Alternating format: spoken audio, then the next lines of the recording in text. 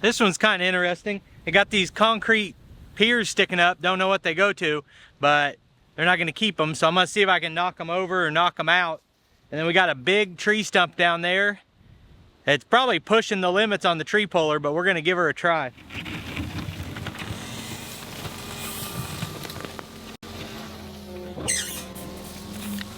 Now you got to think, this machine weighs 10,000 pounds the way it's sitting.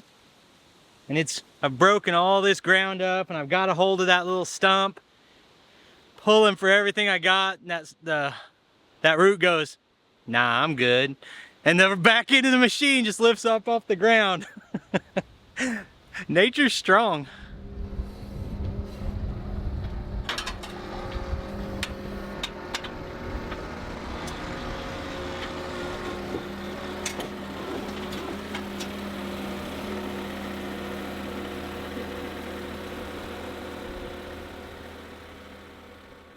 Hey, it's Brock here with Rock Hill Farms, and today we're going to take the skid loader out in the woods. We're going to clear some pads, make some trails, and pull some trees.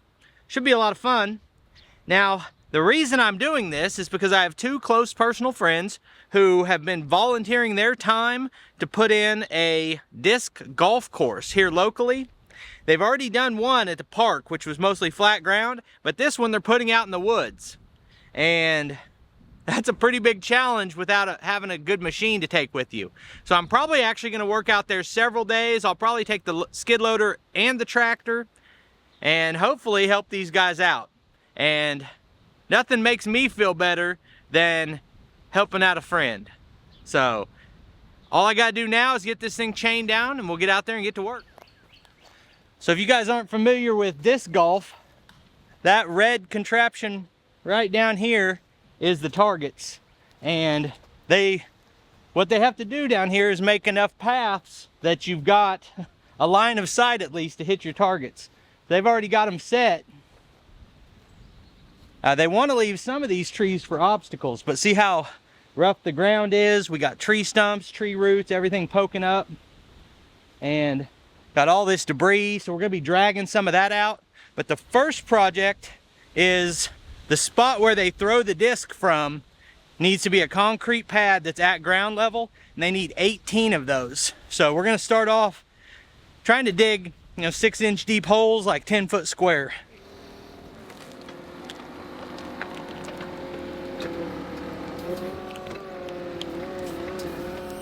Trying to dig these small holes that were just about the size of the machine and had straight sides took me a little bit of practice to get the hang of, but I got better as we went through the day. I also wanted to mention that I'm well aware that my boom is squeaking. We dug a couple holes and then I had to stop and go get a grease gun because I don't like to run it that way. I actually had it on my to-do list before I left the house this morning and I forgot.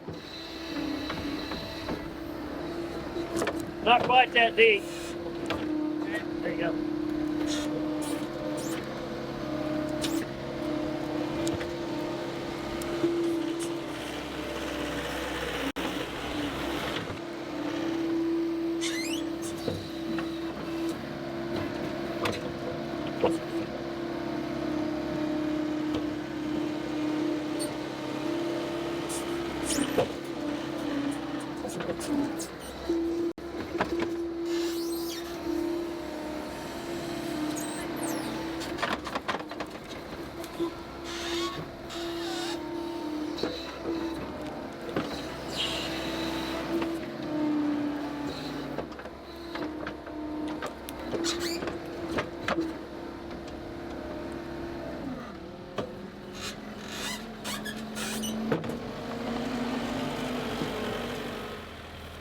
Harder to get a flat bottom on a small hole.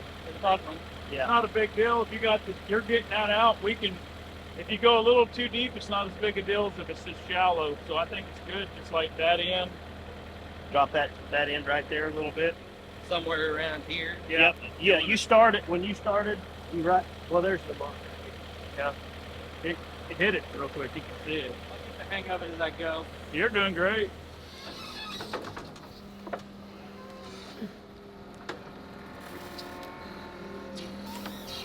That out, Rob.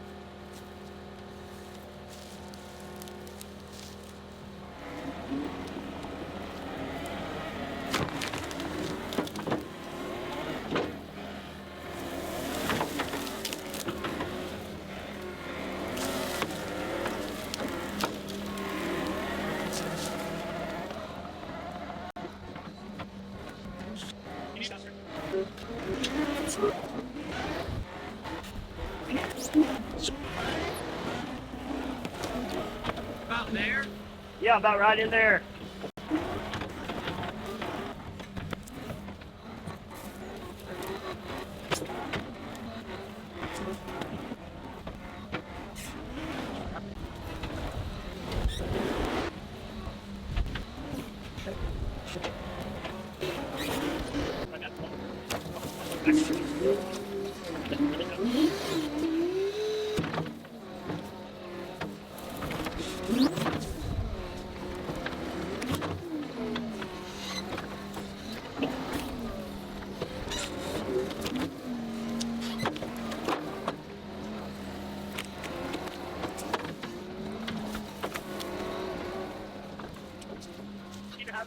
Shoot us on 50. Start the same road.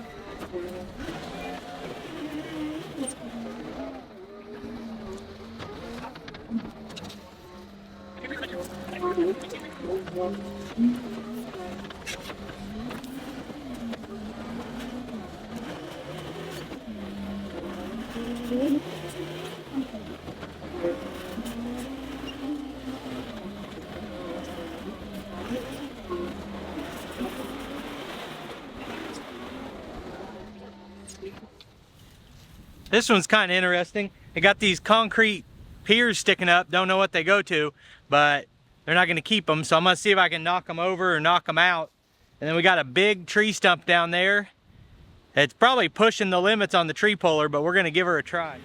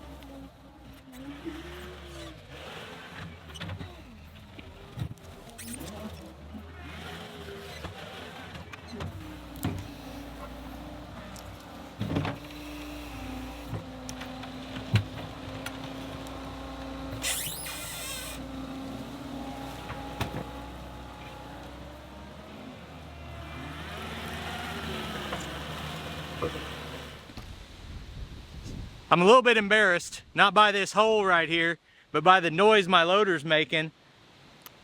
Pretty bad negligence there. I should have probably greased it the last time I used it. So I'm gonna take a lunch and grease the boom. I gotta fix a flat on my truck or on my trailer. Then we'll tackle that big stump.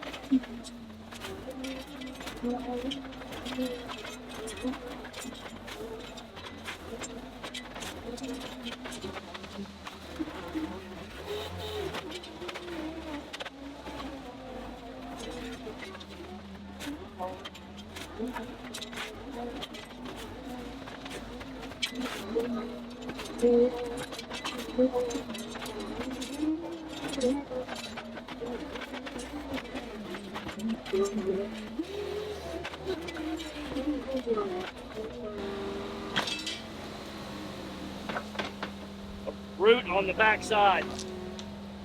That root's going down over on this side. On that side? Yes, right here. Okay. Well, I thought it was just a straight down tap root. I was trying to cut. It curves. When you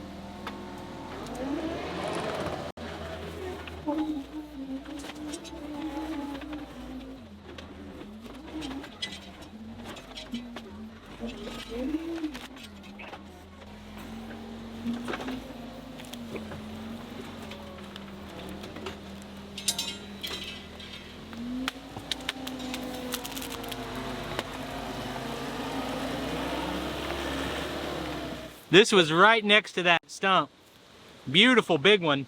So I took one out the same diameter. No, this is smaller. This is like 8-inch diameter. I did one in my yard that was 14-inch diameter. Pulled it out in like 3 minutes with minimal effort. This thing about got the best of me.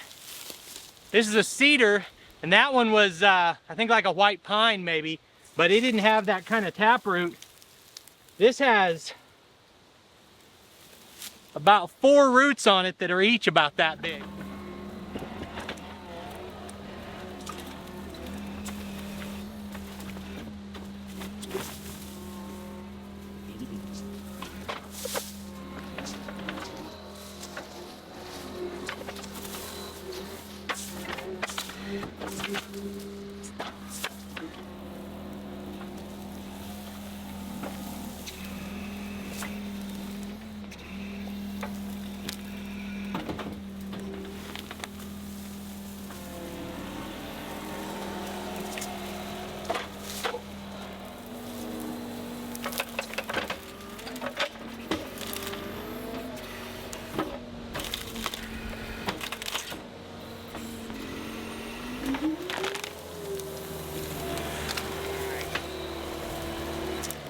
looked at and think, man, that's got a lot of power. And then think how strong that other one was. Oh yeah. Nature's pretty stout. Exactly.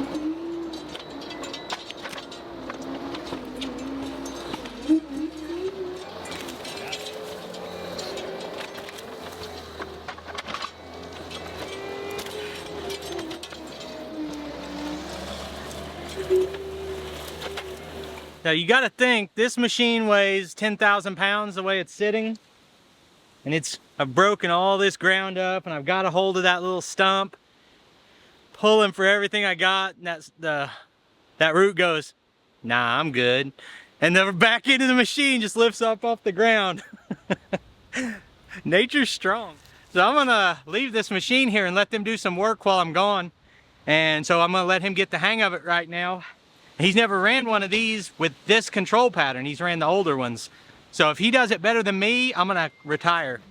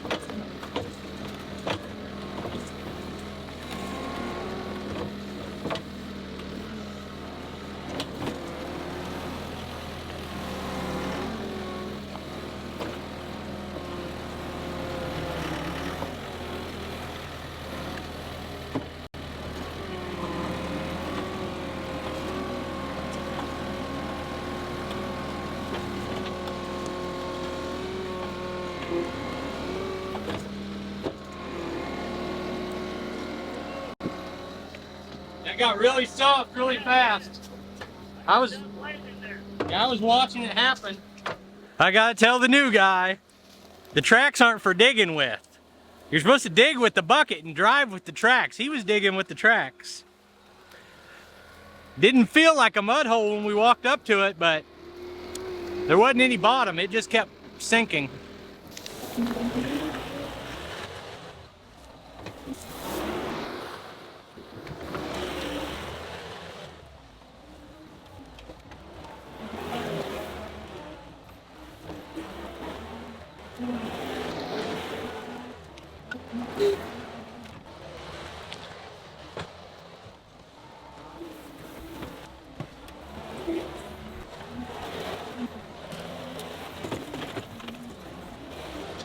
There was a mud hole right here where they had got a skid loader stuck before, and it's still really soft. I can't get it too good, but I at least wanted to smooth it out and fill in the holes. Now, this is it for me today on this job, but I'm gonna be back out here. I think next time we're gonna be running a tractor with the backhoe and the skid loader, see if we can get more done. I appreciate you guys taking time to watch the video. I'll put links on the screen to more of our videos, and I'll see you next time.